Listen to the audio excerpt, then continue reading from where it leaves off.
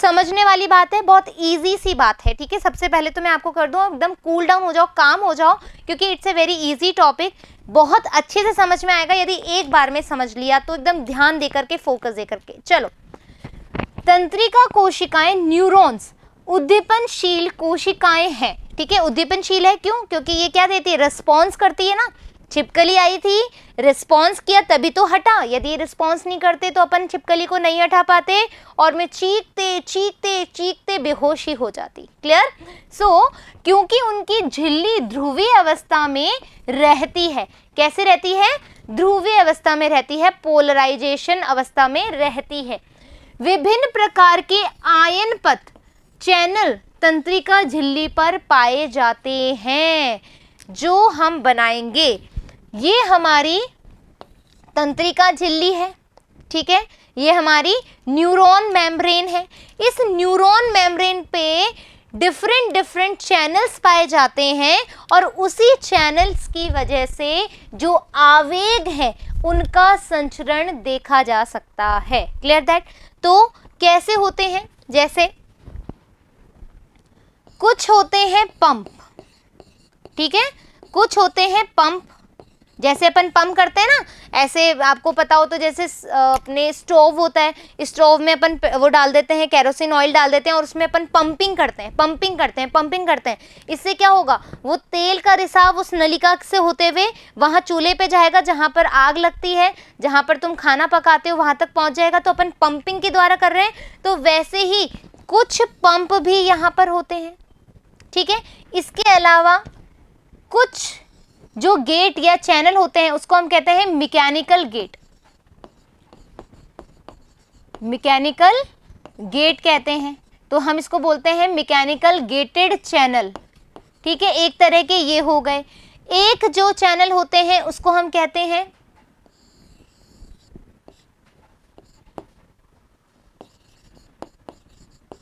Ion gated channel,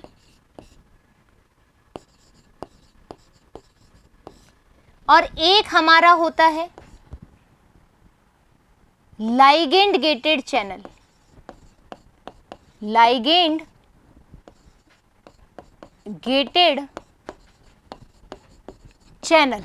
तो हमें विशेषकर जो चैनल देखने हैं, एक तो पंप वाले देखने हैं, एक मैकेनिकल गेटेड चैनल देखने हैं, एक हमें लाइगेंड गेटेड देखने हैं और आयन गेटेड चैनल देखने हैं। देखो आयंस के बारे में तो तुम्हें पता ही लग गया होगा कि हमारे पास बाइकार्बोनेट होता है, हमारे पास कैल्शियम होता है, हमारे पास सोडियम होता है, हमारे पास पोटेशियम होता है।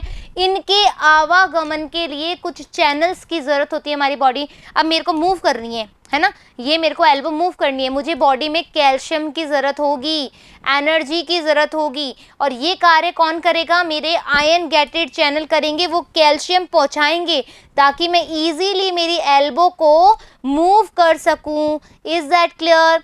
नेक्स्ट पे मैकेनिकल, मैकेनिकल में क्या होता है, इसको अपन जो ये पंप्स हैं ये कैसे होते हैं? लीकी होते हैं बेटो, है ना, लीकी होते हैं। इंग्लिश में इसको इस तरीके से लिखते हैं, लीकी चैनल्स। लीकी चैनल्स का क्या मतलब होता है कि देखो अपन नहीं कहते हैं अपनी, जैसे नल खराब हो जाती है, बूंदे गिरती रहती है, तो अपन कहते हैं ना कि अरे मम्मा अपनी तो नल जो है वो लीक कर रही, यानी कि बंद होने के बाद भी उसमें से टप टप टप टप पानी बहता जा रहा है। तो जब वो चैनल बंद है लेकिन फिर भी उसमें से आयंस निकल रहे हैं तो उसको हम क्या कहते हैं? लीकी चैनल गेट, ठीक है, लीकी गेटेड चैनल्स बोलते हैं। Is that clear? देखो आयन समझ में आ गया, लीकी चैनल आ गया। मैकेनिकल गेटेड चैनल में क्या होगा कि जब जब रिक्वायरमेंट होगा, जब मैकेनिकली, ठीक है, मैकेनिकली को यांत्रिक, ठीक है, यांत्रिक जब हमें आवश्यकता होगी सोडियम पोटेशियम या आयंस की, तो कौन सा गेट खुलेगा? वो गेट खुलेगा हमारा मैकेनिकल गेट। और हमने बोला ligand gated channel, ligand gated क्या होगा? जैसे ही मतलब कोई आएगा तभी गेट खुले। जैसे तुम जाते हो मॉल्स में, जाते हो मॉल में क्या होता है आजकल, कांच के गेट लगे हुए हैं, तुम जैसे ही उसके पास जाओगे तो सेंस होगा, उसके अंदर सेंसिंग होगी और वो गेट ओपन हो जाएगा। जैसे ही तुम बाहर निकल जाओगे गेट वापस से क्लोज हो जाएगा। तो उसी आधार पर भी जो हमारे न्यूरॉन है उसके अंदर ये लाइगेंड गेटेड चैनल काम करता है। बेसिकली यहाँ पर केमिकल आते हैं यानी कि न्यूरोट्रांसमीटर आते हैं जो कि इन चैनल्स को क्या करते हैं, आगे के लिए ओपन करने में हेल्प करते हैं। यहां तक समझ में आ गया? एक बार स्क्रीनशॉट ले लो। डन, यहां तक समझ में आ गया। अब हमने क्या बोला, ये विभिन्न प्रकार के आयन चैनल अपन ने देख लिए। ये आयन पथ विभिन्न आयनों के लिए चयनात्मक पारगम्य है। चूंकि ये मेम्ब्रेन है तो सेलेक्टिव होगी, सेलेक्टिव यानी कि चयन करेगी तेरे को आना है कि तेरे को नहीं जाना है, पोटेशियम कितना आएगा, सोडियम कितना आएगा, कैल्शियम का कितना रिक्वायरमेंट है। ऐसा थोड़ा ना कि और ये भीड़ भरी और ये लो सब चले गए, ऐसा थोड़ा ना होता है भैया। एक एक को चेक करेंगे फिर अंदर भेजेंगे, एक एक को चेक करेंगे फिर अंदर भेजेंगे। तो वही जिस तरीके से तुम मूवी हॉल में जाते हो, किसी अच्छे वाले मॉल में जाते हो तो तुम्हारा चेक होता है, तुमको चेक किया जाता है। या तुम जैसे अपने एयरपोर्ट पे जाते हो तो भी तुम्हारा लगेज भी चेक होता है, तुम भी चेक होते हो। ऐसे ही तुम्हारा रेलवे स्टेशन पे भी चेक होता है। तो सेम यहाँ पर भी कुछ चेक पॉइंट्स है जो आयन, जो ये चैनल्स हैं, आयन चैनल्स हैं, वो क्या करते हैं, उसको सपोर्ट करते हैं, सेलेक्ट करते हैं कि तुम ही अंदर जा सकते हो, तुम ही बाहर आ सकते हो। Is that clear? यहाँ तक क्लियर हो गई बात? आगे बढ़ते हैं। जब कोई न्यूरॉन आवेगों का संचरण नहीं करते हैं, जब कोई न्यूरॉन आवेग का संचरण नहीं कर रहे तो ऐसी अवस्था क्या कहलाती है, विराम अवस्था कहलाती है, रेस्टिंग फेज कहलाती है। यानी कि मान लो ये अपन ने न्यूरॉन बनाए, ये एक्सॉन बना गया, ये हमारी वेसाइकल्स बन गई, लोब्स बन गई, साइनेप्टिक लोब्स बन गई। अब यहाँ पर जो डेंड्राइट्स हैं, यहाँ पर जो डेंड्राइट्स हैं, ये क्या ले रही है, ये संदेश नहीं ले रही है, संदेश नहीं ले रही है। तो इस कंडीशन में क्या होगा, जो सोडियम आयन है, देखो सोडियम आयन की तुलना में ये सोडियम आयन क्या होगा, बाहर नहीं जाएगा। आपको पता है तीन सोडियम बाहर जाते हैं और 2 पोटेशियम अंदर आते हैं। ये बात पता है, ट्रांसपोर्ट पढ़ा है अपन ने, थोड़ा बहुत पढ़ा है ना। तो 3 सोडियम बाहर जाते हैं, 2 पोटेशियम अंदर आते हैं। तो ये 2 पोटेशियम क्या होता है, चूंकि रेस्टिंग फेज है, विश्राम अवस्था है, विश्राम अवस्था है तो कौन सा चैनल काम करेगा, लीकी चैनल, यानी कि अपने आप लीक हो रहा है, नल बंद है, रेस्टिंग फेज है, नल अभी काम नहीं कर रहा, रेस्टिंग फेज है, तो भी पोटेशियम अंदर आता जा रहा है, पोटेशियम बढ़ता जा रहा है, बढ़ता जा रहा है। इसकी वजह से क्या होगा, हम क्या कह रहे हैं, जब रेस्टिंग फेज होगी तो सोडियम आयंस की तुलना में पोटेशियम आयन जो है, या क्लोराइड आयन, जो क्लोराइड आयन है वो अधिक पारगम्य होती है, इजीली सेल में आ जाती है। Is that clear? आ गई बात समझ में? इस प्रकार से झिल्ली तंत्रिकाक्ष द्रव्य में उपस्थित ऋण आवेशित प्रोटोकॉल को अपारगम्य हो जाती है। तो इसकी वजह से क्या होता है, अंदर क्या हो जाता है, जो ऋण आवेशित प्रोटोकॉल है वो क्या हो जाती है, अपारगम्य हो जाती है, यानी कि स्टॉप कर देती है, वो पारगम्यता को नहीं दिखाती है। यहां तक समझ में आ गया? आगे बढ़े। धीरे धीरे तंत्रिकाक्ष द्रव्य में पोटेशियम तथा ऋणात्मक आवेशित प्रोटीन की उच्च सांद्रता तथा सोडियम की निम्न सांद्रता हो जाती है। ये बात बिल्कुल फैक्ट है भाई, पोटेशियम अंदर आता जा रहा है और बाहर सोडियम तो नहीं जा पा रहा, क्योंकि विराम अवस्था है, विराम अवस्था है, पोटेशियम हमारा अंदर आता जा रहा है लेकिन सोडियम हम बाहर नहीं निकाल पा रहे। तो क्या होगा, यहाँ पर कैसा एनवायरमेंट हो जाएगा हमारा, सोडियम की निम्न सांद्रता हो जाएगी, लो कंसंट्रेशन ऑफ सोडियम मिल जाएगा। इन भिन्नता के कारण सांद्रता प्रवणता, जो कंसंट्रेशन ग्रेडियंट है, सांद्रता प्रवणता यानी कि जो कॉन्सेंट्रेशन ग्रेडियंट है, वो झिल्ली पर पाए जाने वाली इस आयनिक प्रवणता को, तुम्हें पता है, एक बात बता देती हूँ, बिल्कुल याद करने वाली बात है, बिल्कुल दिमाग में जहन में डालने वाली बात है आपके नीट एग्जामिनेशन के लिए। झिल्ली के अंदर ऋणात्मक प्रवणता देखी जाती है, झिल्ली के अंदर ऋणात्मक प्रवणता देखी जाती है। क्यों? क्योंकि झिल्ली के अंदर क्या होता है, क्लोराइड आयन बहुत ज्यादा होते हैं। झिल्ली के बाहर, मैंने तुम्हें एक वीडियो में पहले भी बताया, भुट्टा खा रहे हो तो उस पर तुम नमक लगा रहे हो, सैलेड खा रहे हो तो उस पर नमक लगा रहे हो, यानी कि बाहर की तरफ क्या ज़्यादा है, सोडियम ज़्यादा है। तो पॉजिटिव आयन का होगा, झिल्ली के बाहर ज़्यादा होगा। ये याद रखने वाली बात है, एनसीईआरटी में इससे रिलेटेड क्वेश्चन आ जाता है, ठीक है, नीट में, सॉरी। तो झिल्ली पर पाए जाने वाली आयनिक प्रवणता को सोडियम पोटेशियम पंप द्वारा, आगे अपना यहां पर कौन सा पंप काम करेगा, ये पंप है हमारा सोडियम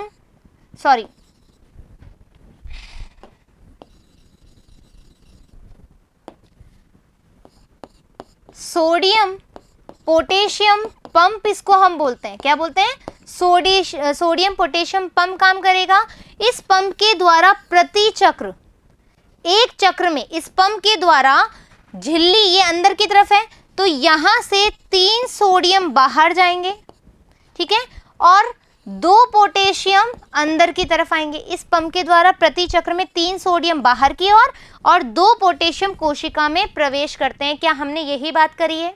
यस। आगे बात समझ में, आगे चलते हैं। एक तंत्रिकाक्ष में तंत्रिका आवेग का संचरण प्रदर्शित करते हुए आरेख है ये हमें एक बता रहा है कि मान लो ये एक हमने जो एक भाग लिया है उसको हमने ए बोला है। यहाँ पर तुम्हें दिख रहा हो रेड कलर, देख लेते हैं एक बार को, कलर चेंज कर लेते हैं। यहाँ पर ये तुम्हें ए दिख रहा है, ए है, यहाँ पर सोडियम की प्रवणता है, अंदर किसकी प्रवणता होगी, अंदर किसकी प्रवणता होगी, पोटेशियम की होगी, क्लोराइड आयंस की होगी, बाहर किसकी प्रवणता होगी, सोडियम की प्रवणता होगी। तो हमने क्या देखना है कि कैसे सोडियम अंदर जाएगा या सोडियम बाहर कैसे आएगा, पोटेशियम अंदर कैसे आएगा, ये सब चीजें हमने देखनी है। आ जाओ अपन देखेंगे, डोंट वरी। परिणाम स्वरूप तंत्रिकाक्ष झिल्ली की बाहरी सतह पर धन आवेशित, यानी कि ये झिल्ली है, बाहर की तरफ सबसे ज्यादा क्या बढ़ जाएगा, सोडियम बढ़ जाएगा, जबकि आंतरिक सतह पर ऋण आवेशित हो जाती है, यानी कि हमारे पास यहाँ पे क्लोराइड आयन आ जाएंगे, पोटेशियम यहाँ पर 2 ही तो आ रहे हैं, यहाँ पर 3 सोडियम जा रहे हैं, यहाँ 2 ही पोटेशियम आ रहे हैं। तो बाहर की तुलना में अंदर की तरफ क्या है, जो धनात्मक है वो कम है और बाहर धनात्मक ज्यादा है, और ऋणात्मक यहाँ पर हम देखें तो बहुत ज्यादा है। आ गई बात समझ में।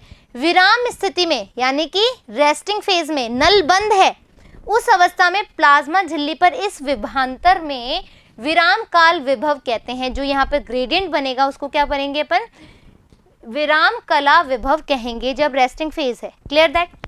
जब किसी एक स्थान पर ध्रुवित झिल्ली पर आवेग होता है, यानी कि पोलराइजेशन स्टेट क्या है, इसको समझाने के लिए तुम्हें मैं एक स्लाइड ले लेती हूँ, ठीक है। पोलराइजेशन स्टेट क्या होती है, यहां पर ये झिल्ली है, तुम्हें पता है सोडियम यहां पर बाहर की तरफ बहुत ज्यादा रहेगा, यहां पर जो अंदर का अपन आवेग की बात करें तो बेटा जो अंदर का आवेग रहता है झिल्ली में वो रहता है -70 मिलीवोल्ट, -70 मिलीवोल्ट का आवेग जो है झिल्ली के अंदर की तरफ होता है बेटा। ये याद रखने वाली बात है, नीट में क्वेश्चन आ सकता है। इस आवेग को बनाए रखने के लिए ही कोशिका आयंस का आदान प्रदान करती है। Is that clear? आपको पता है 3 सोडियम बाहर जाएंगे, 2 पोटेशियम अंदर आएंगे, एक पर राउंड में, पर साइकिल पे, है ना, एक साइकिल हो गया। दूसरे साइकिल में भी सेम ऐसा ही होगा, तीसरे साइकिल में भी सेम ऐसा ही होगा। तो तुम्हें क्या होगा, बाहर की तरफ से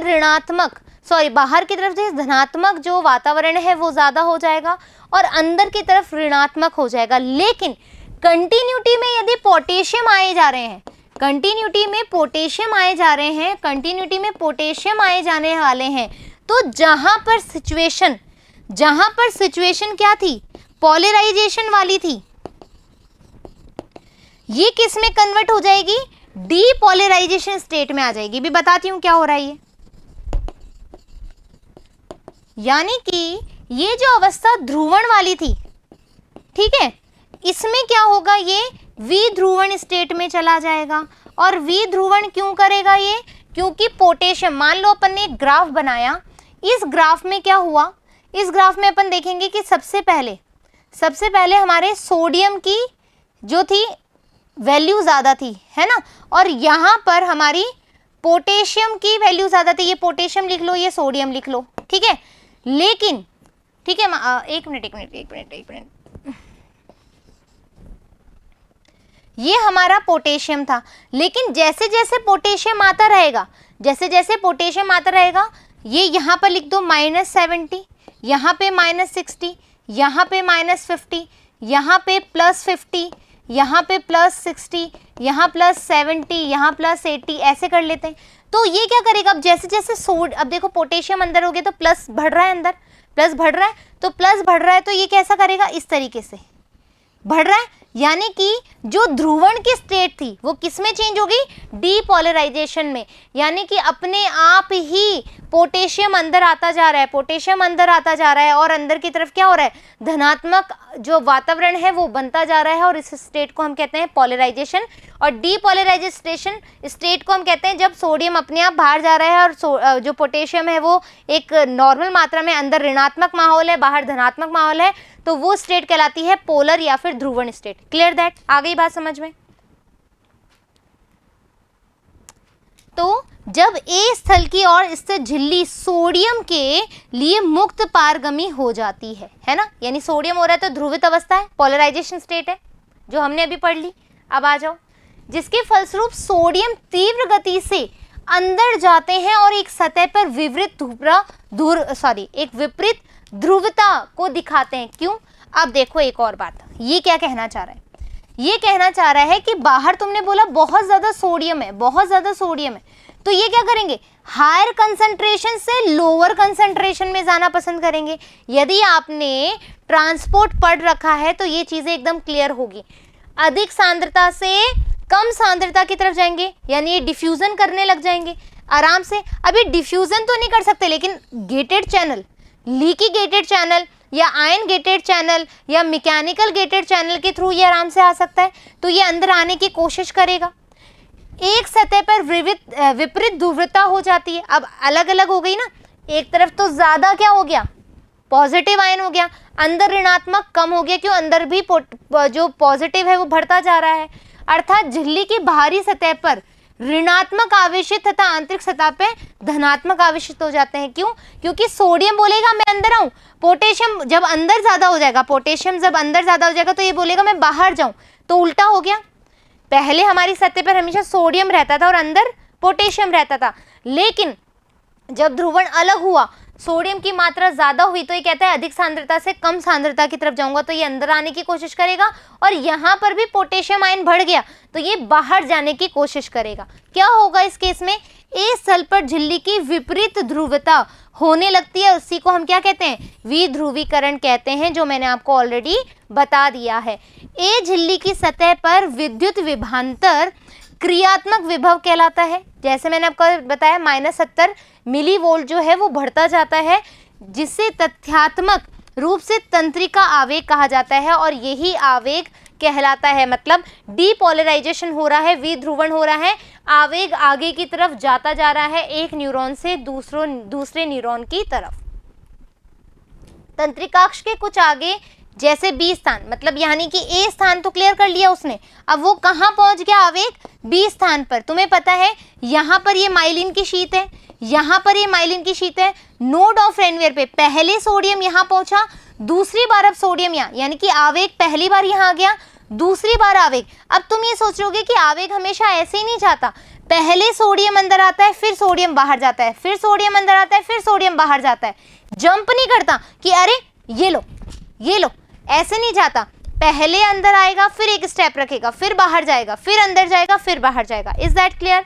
इस तरीके से जो नोड ऑफ रेनवियर है वहां से हेल्प मिलती है हमें आवेगों के संचरण करने में। परिणाम ये क्या हो गया फिर, तंत्रिका से कुछ आगे जैसे बी स्थान है, झिल्ली की बाहरी सतह पर धनात्मक आवेश, झिल्ली की बाहरी सतह पर वापस से क्या होगा, धनात्मक आवेश हो जाएगा और आंतरिक सतह पर ऋणात्मक आवेश आ जाएगा। ये हमने बात कर ली। परिणाम स्वरूप ए स्थल से बी स्थल की ओर झिल्ली के आंतरिक सतह पर आवेग विभव का संचरण हो जाता है, यानी कि जो मैसेज उसको कन्वे करना था वो ए स्थान से बी स्थान पर इजीली पहुंच जाता है with the help of polarisation to depolarisation. ध्रुवण अवस्था से विध्रुवण अवस्था में, विराम अवस्था से मतलब जहां पर अपने पास क्या था, लीकी अपने पास चैनल पंप से या लीकी पंप से, जिससे कि आराम से पोटेशियम आयन आराम से अंदर की तरफ जाता, जबकि नल हमारा बंद था। Is that clear? अतः स्थान हे पर आवेग क्रियात्मक विभव उत्पन्न करता है। अब ये विभव उत्पन्न करेगा। तंत्रिकाक्ष की लंबाई के समांतर क्रम का पुनरावर्तन होता है और आवेग का संचरण होता है। कैसे? जैसे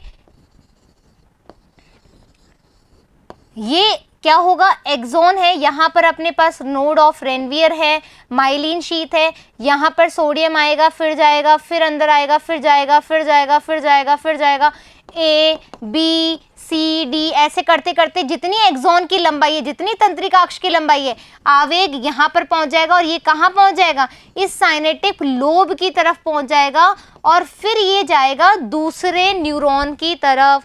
इस तरीके से आवेगों का संचरण देखा जाता है। Is that clear? आगे आ जाओ। उद्दीपन द्वारा प्रेरित सोडियम में बढ़ी पारगम्यता क्षणिक होती है, थोड़ी देर के लिए ही होती है, और उसके तुरंत पश्चात पोटेशियम के प्रति पारगम्यता बढ़ जाती है। सोडियम आ रहा है तो पोटेशियम भी तो जाएगा। Is that clear? कुछ ही क्षणों के भीतर पोटेशियम झिल्ली के बाहरी और परासित हो जाते हैं। क्यों? क्योंकि जब बहुत ज़्यादा पोटेशियम हो गया तो क्या बोलेगा, मैं तो जहाँ कम है वहाँ जाऊँगा, तो पोटेशियम बाहर की तरफ जाना पसंद करेगा और उद्दीपन के स्थान पर विराम विभव का पुनः संग्रह करता है और तंतु आगे के उद्दीपनों के लिए एक बार फिर से उत्तरदायी हो जाते हैं। आवेगों का संचरण। देखो बच्चों, ये सब चीज़ें समझाने से पहले मैं तुम्हें एक स्लाइड में ही समझा देती हूँ, तो तुम्हें क्या करना पड़ेगा, उसको रटना नहीं पड़ेगा और इजीली भी तुम्हारे पास चीज़ें आ जाएगी। आ जाओ।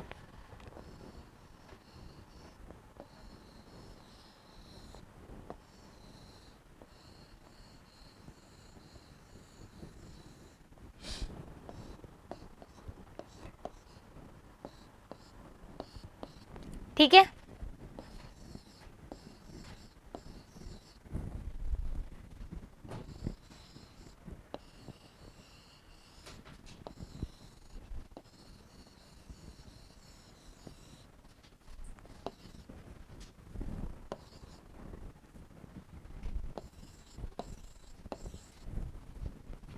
बहुत गहराई से सुनना है चीज़ों को।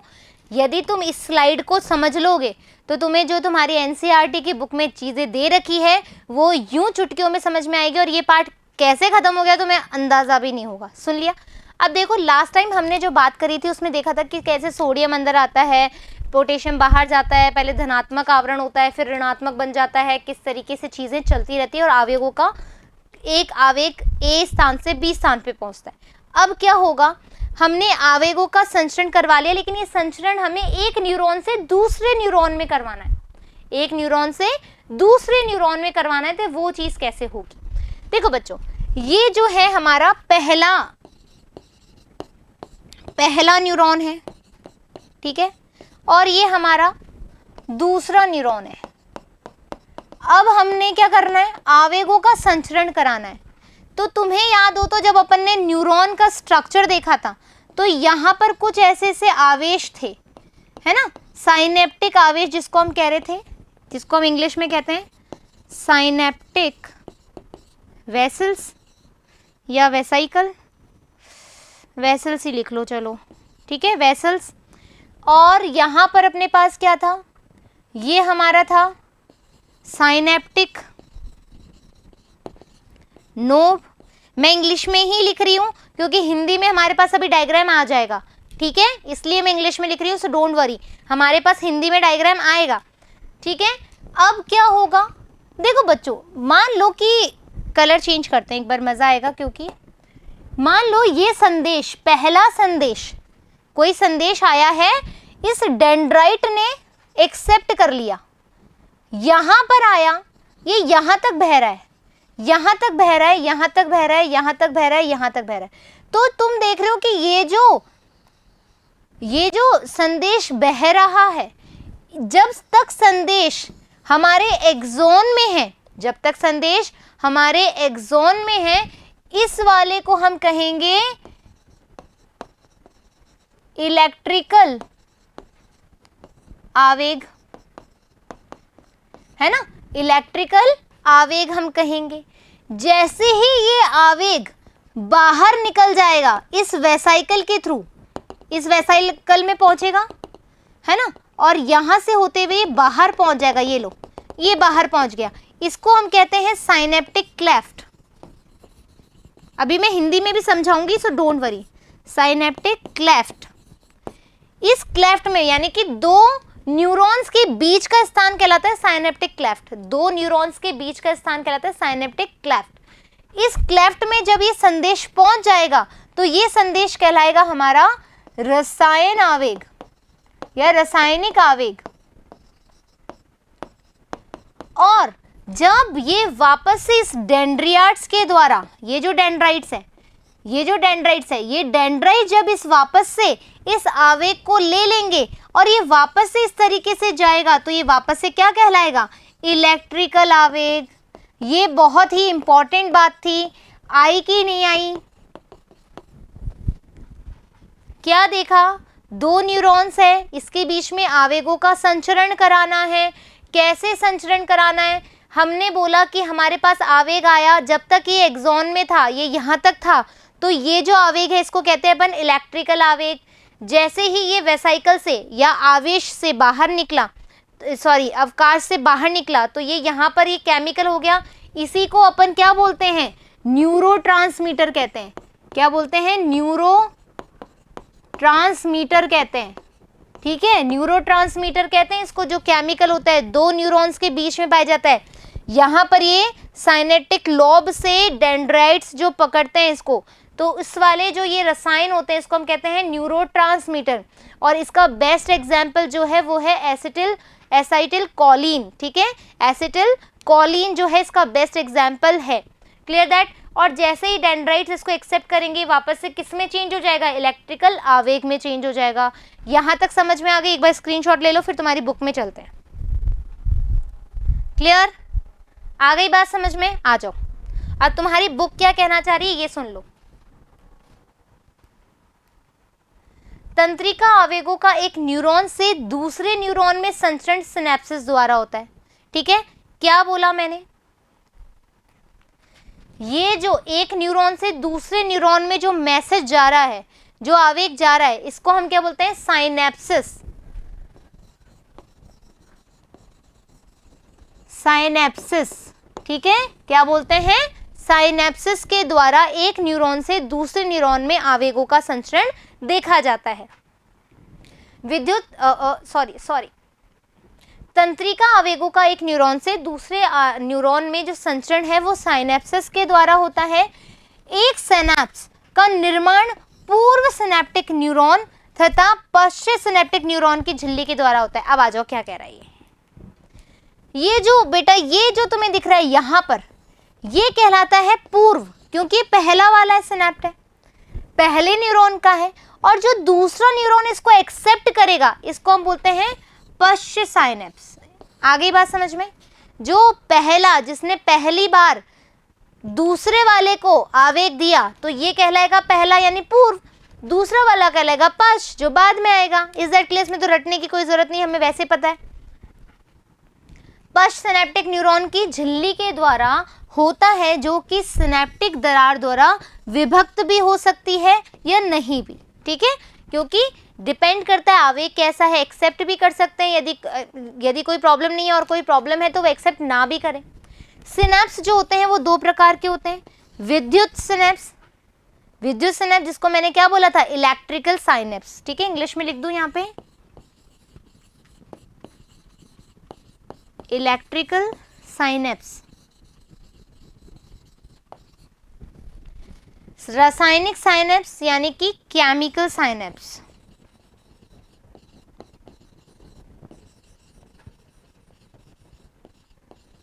ठीक है, इलेक्ट्रिकल और रासायनिक दोनों चीजें मैंने आपको समझा दी है। ये रहा, यहां तक जो जाएगा इलेक्ट्रिकल यानी कि विद्युत वाला, और यहाँ पर जो आएगा ये भी इलेक्ट्रिकल होगा, और जो बीच में रहेगा वो रासायनिक आवेग रहेगा। क्लियर? विद्युत सिनेप्स पर पूर्व व पश्च सिनेप्टिक न्यूरॉन की झिल्लियां एक दूसरे के समीप होती है। आपको पता है ये वाला जो न्यूरॉन है, ये वाले न्यूरॉन के समीप रहेगा।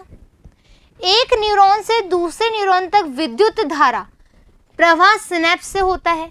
यहां तक जब तक एक्सॉन में चलेगी वो विद्युत धारा है, जब तक वो एक्सॉन में चलेगी विद्युत धारा है, लेकिन जैसे ही वो बाहर निकल के दोनों के बीच में आएगी, इसको हम क्या कह लेंगे, रसायन वाला कह देंगे। विद्युतीय सिनेप्स से आवेग का संचरण एक तंत्रिकाक्ष आ गया, एक्सॉन आ गया, एक्सॉन आ गया, एक्सॉन आ गया, ठीक है, ये वाला पार्ट तंत्रिकाक्ष से आवेग के संचरण के समान होता है ना। विद्युतीय साइनेप्स से आवेग का संचरण रासायनिक साइनेप्स के संचरण की तुलना में अधिक तीव्र होता है। ये याद रख लिएगा, नीट में तुम्हारी एक क्वेश्चन आ सकता है। जो इलेक्ट्रिकल साइनेप्स है उसमें जो आवेग आ रहा है उसका संचरण जो केमिकल साइनेप्स है उससे अधिक होगा। क्यों? क्योंकि फटाफट से फ्लो करेगा, एक्सॉन से होता आएगा। लेकिन केमिकल वाले में क्यों? क्योंकि यहाँ पर अंतर आ गया, एक के पास तो पहुंच गया लेकिन दूसरा उसको एक्सेप्ट करे या ना करे, इसलिए क्या हो जाएगा, यहाँ पर स्लो हो जाएगा। लेकिन यहाँ पर तो एक ही गति से जा रहा है तो यहाँ पर फास्ट होगा। रटने की जरूरत नहीं है। आ गई बात समझ में? नेक्स्ट स्लाइड पे चलो। ये हमारा पूरा हिंदी वाला डायग्राम दिखाया गया है। यहाँ पर हमारा तंत्रिकाक्ष था, यानी कि जिसको हमने एक्सॉन बोला था। ये हमारी जो लॉब्स तुम्हें दिख रही है, ये वेसाइकल दिख रही है, ये सिनेप्टिक आशय है। यहाँ पर ये तुम्हें दिख रहा है, यहाँ पर ये जो तुम्हें दिख रहा है ये यहाँ की तरफ जो है रिसेप्टर है, और यहाँ पर ये दरार है जहाँ पर ये केमिकल बनते हैं। ठीक है, ये केमिकल इन रिसेप्टर के द्वारा एक्सेप्ट करते हैं और दूसरे को न्यूरॉन तक पहुँचाते हैं। Is that clear? आ गई बात समझ में? ग्राही यानी कि रिसेप्टर जो ग्रहण करेगा उस केमिकल को, उस केमिकल आवेग को, जिसके द्वारा वो रिस्पॉन्ड कर पाए। Clear that? हमारे तंत्र में विद्युतीय सिनेप्स बहुत कम होते हैं। ठीक है, एक और इंपॉर्टेंट बात हमने पहले पढ़ा था, जो विद्युतीय आवेग है, जो इलेक्ट्रिकल साइनेप्स है, वो ज्यादा तीव्र गति से होते हैं as compare as chemical synapse से। यानी कि जो विद्युतीय साइनेप्स आवेग है वो ज़्यादा तीव्र होगा रसायन साइनेप्स आवेग की तुलना में। अब ये बात यहाँ क्या कह रहा है, जो विद्युतीय साइनेप्स है वो बहुत कम होते हैं, बहुत कम होते हैं वो। ठीक है, रासायनिक साइनेप्स पर पूर्व पक्ष सिनेप्टिक न्यूरॉन्स की झिल्लियाँ द्रव से भरे अवकाश द्वारा, जो वेसाइकल्स होती हैं, ठीक है, इसमें द्रव भरा रहता है, ये द्रव भरा रहता है, ये लो,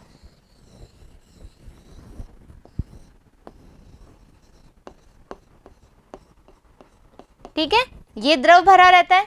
साइनेप्स द्वारा आवेगों का पृथक होती है और इसे साइनेप्टिक दरार कहते हैं। अब यहाँ पर ये जो अलग होगी, यहाँ पर ये क्या बना लेगा, साइनेप्टिक दरार बना लेगा, और यहाँ पर ये क्या बना लेगा, रिसेप्टर बना लेगा। Clear that? तंत्रिका संचारी कहलाते हैं। रसायन सम्मिलित होते हैं, यहाँ पर ये रसायन छोड़ देगा, इस दरारों में ये रसायन छोड़ देगा, लो छोड़ दिया। तंत्रिकाक्ष के छोर पर स्थित आश्रय पुटिकाएं तंत्रिका संचारी अणुओं से भरी रहती है। ये जो आश्रय पुटिकाएं हैं, यहाँ पर क्या है, बहुत सारे संचरण आवेग केमिकल्स हैं। Is that clear? जब तक आवेग तंत्रिकाक्ष के छोर तक पहुंचता है, एक मिनट, जब तक आवेग तंत्रिकाक्ष के छोर तक पहुंचता है, यह सिनेप्टिक पुटिका की गति को झिल्ली के द्वारा उत्तेजित करता है। वहां ये प्लाज्मा झिल्ली के साथ जुड़कर तंत्रिका संचारी अणुओं को सिनेप्टिक दरार में मुक्त कर देते हैं। क्या हुआ देखो, ये फर्स्ट वाला न्यूरॉन है, यहां अवकाशिकाएं हैं, फिर दूसरा वाला जो है जहां पे डेंड्राइट्स है, ये बच्चों ये जो तुम्हें बोल रहे हैं ना, ये जो सिनेप्टिक दरार है, ये सिनेप्टिक दरार है, इसी को ही मैंने इंग्लिश में लिखा था साइनेप्टिक क्लेफ्ट। ठीक है, इसी को हमने लिखा था साइनेप्टिक क्लेफ्ट। क्या बोल रहा है इस साइनेप्टिक क्लेफ्ट के बारे में? सिनेप्टिक पुटिका की गति की और झिल्ली की ओर उत्तेजित करता है। मतलब यहाँ पर जो इलेक्ट्रिकल हमारे आवेग आएंगे, यहाँ पर जो अवकाश में भरे हुए केमिकल्स उसको रिलीज करने के लिए उसको बोलेगा कि जल्दी से इस झिल्ली से जुड़ जा, और वो यहाँ पर इसको छोड़ देगा और फिर दूसरे के द्वारा ये ग्रहण कर लिया जाएगा। तो मुक्त किए गए तंत्रिका संचारी अणु, ये जो अणु मुक्त किए गए हैं, ये सिनेप्टिक झिल्ली पर स्थित विशिष्ट ग्राहियों से जुड़ जाते हैं। कहाँ जुड़ जाते हैं? जो ये रिसेप्टर यहाँ पर प्रेजेंट होते हैं, ये जो रिसेप्टर यहाँ प्रेजेंट होते हैं उससे जुड़ जाते हैं। क्लियर? इस जुड़ाव के फलस्वरूप आयन चैनल खुल जाएंगे। यहां पर क्या होगा,